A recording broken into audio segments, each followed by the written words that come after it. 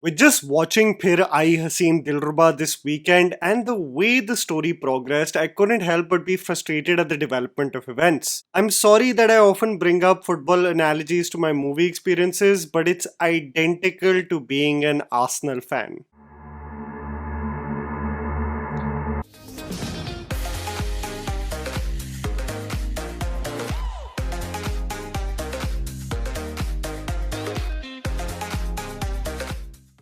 You have all the hopes that this is going to be your moment. You play such fluid and beautiful football throughout the season, only for it to come crumbling down when it mattered the most. And this was precisely my experience while watching the Netflix film. Teasing you enough with dark themes, making you really feel like this is going to go into memorable territory, only for it to absolutely walk like a headless chicken in its second half. With this experience, I wanted to speak about Indian movies and their plot twists that more or less ruined movies. I will be focusing on three categories. One that includes a climax twist, which is intended to wrap up the film. The second is regarding subplots that absolutely go nowhere. And third is where the ideas are so ludicrous you wonder how the makers thought it was plausible in any way. Nothing is worse than a film where you see all the beautiful potential and all of it just self-implodes. So here is Tried&Refused Productions with 10 worst Indian movie plot twists that ruined movies. Monster. The years before the pandemic, Mohanlal was having quite the inconsistent streak at the movies.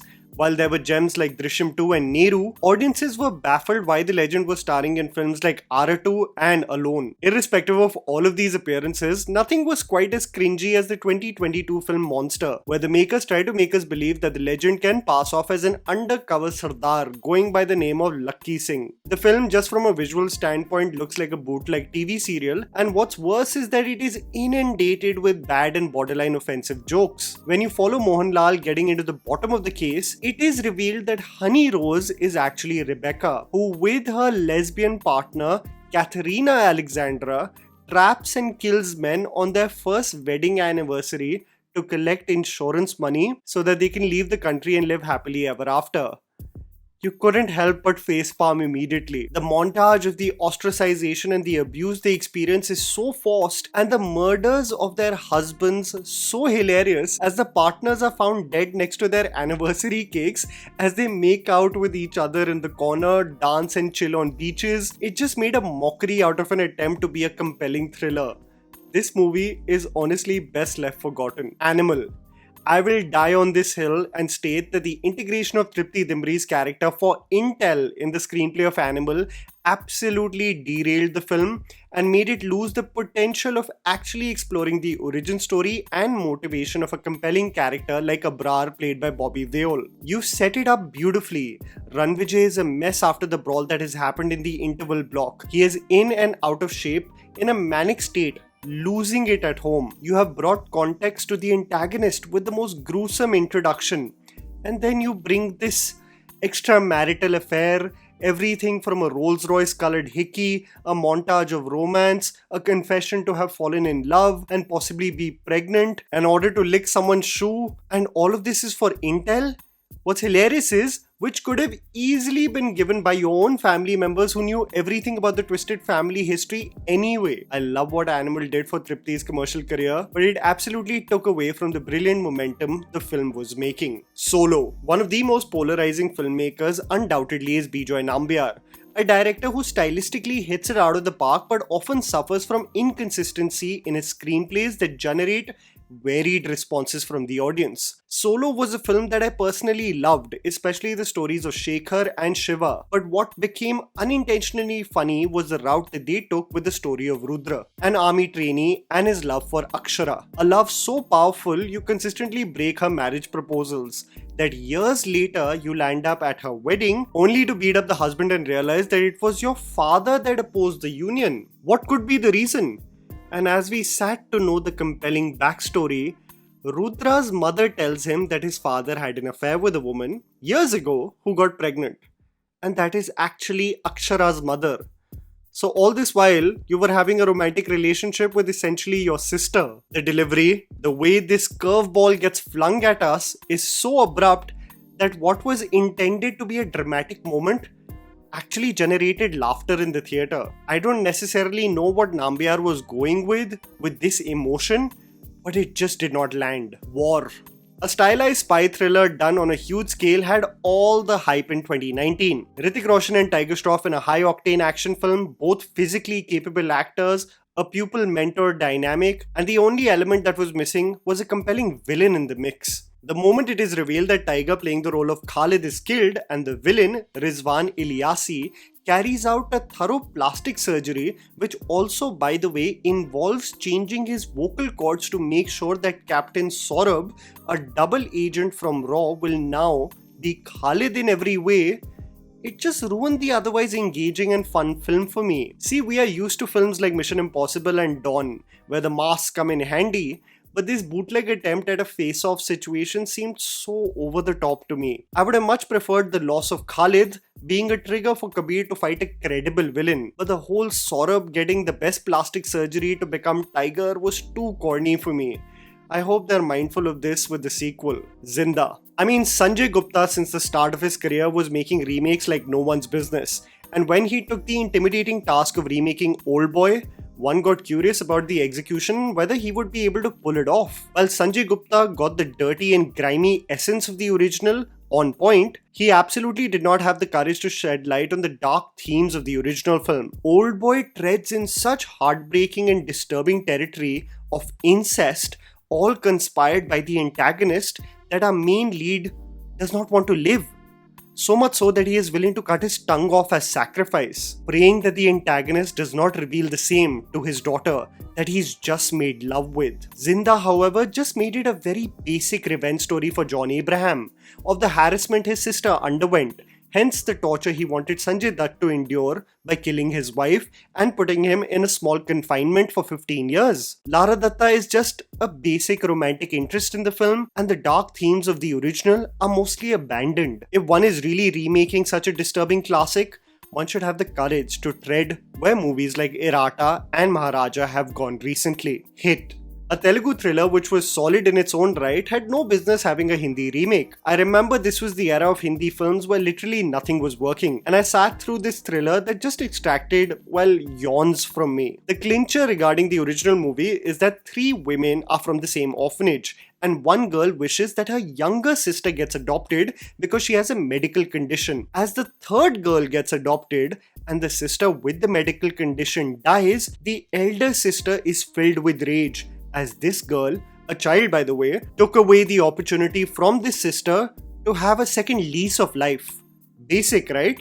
You know what the Hindi film did? They added a stupid lesbian angle, and how the adoption separated lovers, and this jilted woman was angry because her love was not reciprocated. A terrible integration of LGBTQI themes and something that took away the interest from an anyway boring thriller. Leo. The flashback depiction can be best described as rushed and, more importantly, a missed opportunity.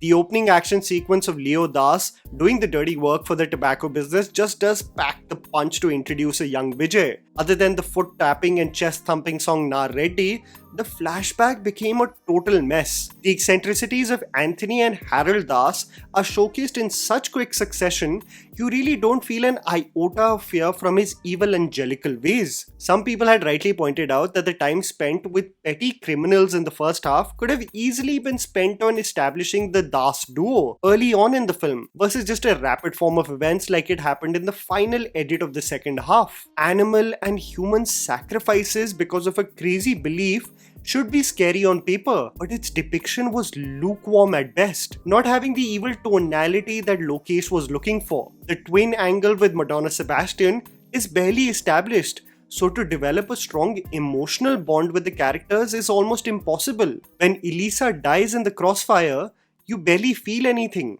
This made the origin story quite weak, and I know that there are theories floating around that D'Souza is an unreliable narrator and he may be telling us a fake origin story, but that just seems like a sorry excuse for a poorly etched out origin story. Race 3. Abbas Mastan are loved and adored for their twists, and they did so well in their own campy way with the first 2 race films. And then as Remo D'Souza became the director for the third film and the integration of Salman Khan in the universe took place, one assumed that this is going to make the franchise bigger and better.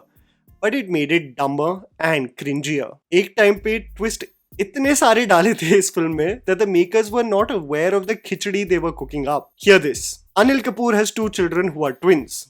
Salman Khan is his brother's child, so an adopted son of sorts now. Bobby is dating Jacqueline, who once dated Salman. Bobby confronts Salubhai only for it to reveal that Jacqueline is a con artist wanting to ruin Salman. So now it's Bobby with Salman versus the twins. But Bobby is dating Daisy, one of the twins, and has the plan to kill Salman. Remember Jacqueline, by the way? No. She's not a con woman, but an undercover cop. Remember the twins again? Sorry? Yeah, they're not Anil Kapoor's biological kids. They're his brother's kids. QED, Salman is their real brother. So Anil, remember Anil again, the main villain? He killed his brother in a flashback in order to gain everything monetarily. But guess what? Bobby also is Anil's real son. So you're telling me that Bobby, in order to kill Salman, faked a romantic relationship with his own cousin? Brother, Shaadi mein zaroor aana. For all those who have been scorned in love, this is a movie that is really popular and often revisited for the stoic nature of our character who gets stood up at his own wedding and becomes a capable IAS officer. So the girl leaves, knowing that the in-laws will not let her work after marriage. Without addressing the same problem with the husband, she leaves and ghosts him. The man undergoes several embarrassing situations where his parents and family are shamed. So a rather aimless dude, okay with mediocrity, makes it a point to become something, and in the ladder of government jobs, acquires a far superior position than the girl. Years later, he gets handed over a case where she is accused of bribery and makes it a point that she bears the consequences of her actions, if she's of course done them. He is cold with her, as one should be. And she has the audacity in a confrontation scene to tell him that if she did not leave him at the altar, he would have never had the fire to become a high achiever. Rajkumar in the movie has professional integrity and makes sure to carry out the case with sincerity and protect the girl as she is innocent. But as is the case with Bollywood movies, he longs for her. Still, after all these years, all the embarrassment and all the shame, he comes crawling back to her. In a terribly executed climax, the girl poses to marry someone so that Raj can be lured to the wedding and create a scene, only to reveal that it was all a ploy to make sure Raj and Kriti eventually get married. The movie is popular for Mera Intikam Dekhegi, but it shits all over its theme by making Raj a simp after all that he endured. Ae Dil Hai Mushkil. I was on board with Karan Johar. Ek tarfa pyar, let's go. Epic music, let's go, man. Ranbir Kapoor sobbing every 10 minutes with Arijit Singh killing it with the vocals, let's go. Some Vatavaran gags, Fawad Khan looking dapper, Aishwarya Rai looking like $1 million. I mean, who is going to complain? But the last 30 minutes of this film have infuriated me so much that I genuinely wanted to walk away from the theatre. Aishwarya letting go of Ranbir, for Ranbir to get to know that Alize and Ali have separated, waiting on that terrace, and for that bald head to be revealed. I just could not stand it. The sob story continued, and Karan Johar had confessed once that he literally had no idea what to do with Alize's character. If he can't love Ayan, so what's the next possible solution? Just kill her. I'm still getting PTSD of all the rage I experienced when I first saw this movie. And that was a video, guys. Write down in the comments below of which are some plot twists in movies which absolutely ruin the films for you. Please don't forget to follow me on Instagram, the handle's right in front of you. Follow me at JammyPants4. Also, please support us by smashing the like button and subscribing to our channel for weekly content ahead. Thank you for watching.